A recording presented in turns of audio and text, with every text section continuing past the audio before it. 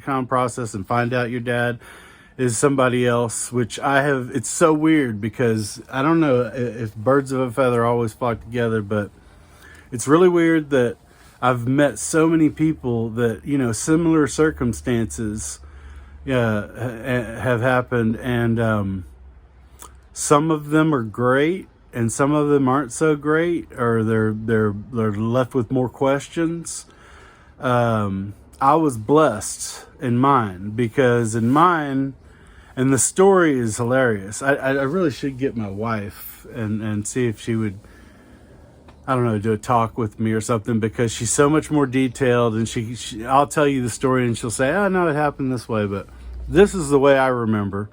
And I'm going to give you just a quick version here. Is I found out that it was another person, and then my wife and what's called a DNA angel, this beautiful girl that really is intrigued by this kind of stuff, and just taught my wife, along the way how to do things or what to look for and things like that. And then they worked together, and then they narrowed it down to two people who it could be. And before I tell you that, though, I'll go back and I'll tell you that my mother, now just remember, she passed in 2013.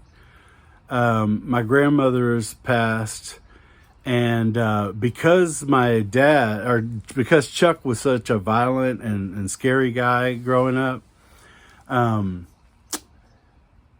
the rest of her sisters, my mother's sisters, everybody kind of avoided him, and stayed away from him. They liked him when he was fun, at first. They didn't realize what a party guy he was and how seriously involved he was in crime, and violent or, scary stuff. Anyway, so they kind of stayed away from him. So there's no way for me to actually know, or ask them about the details. Chuck, I got him to do a DNA test before he passed. He passed not too long after that. We can tell you the story on that too, which is really interesting. Coming back from Louisiana is a split section decision, because I was estranged from him, he had done some things and acted some ways in front of, his grandkids and me and my wife. And it was too much, it was kind of like, all right, back to Orange, Texas, which is where he was living. And he was working for this guy every now and then, Del Sasso, which is like a big name down there. And they really liked each other, and he was doing well in the last part of his life, and not so well. As far as we know, he had a drug addiction up until he passed. That being said, let's go back a little bit. So there's nobody to talk to. There's nobody to really, say,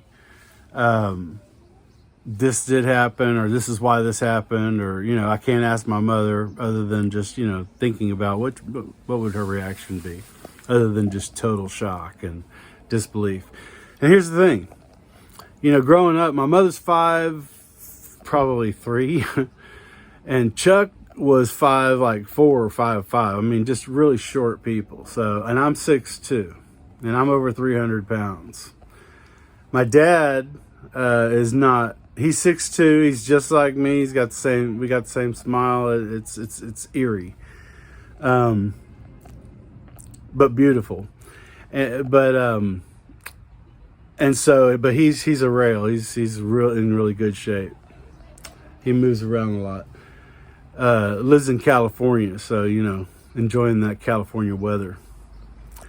And that California crime right now, man, God, it's bad.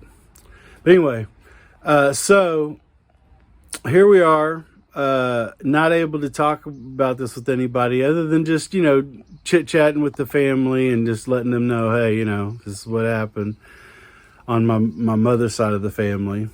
My dad's side of the family is just a whole nother, or Chuck's side of the family,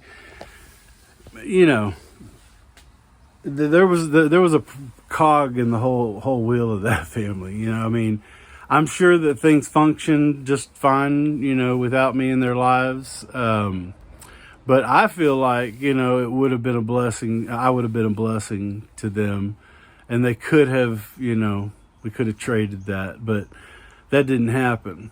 So after Chuck passed, it was pretty much, you know, after that last, like, you know, after the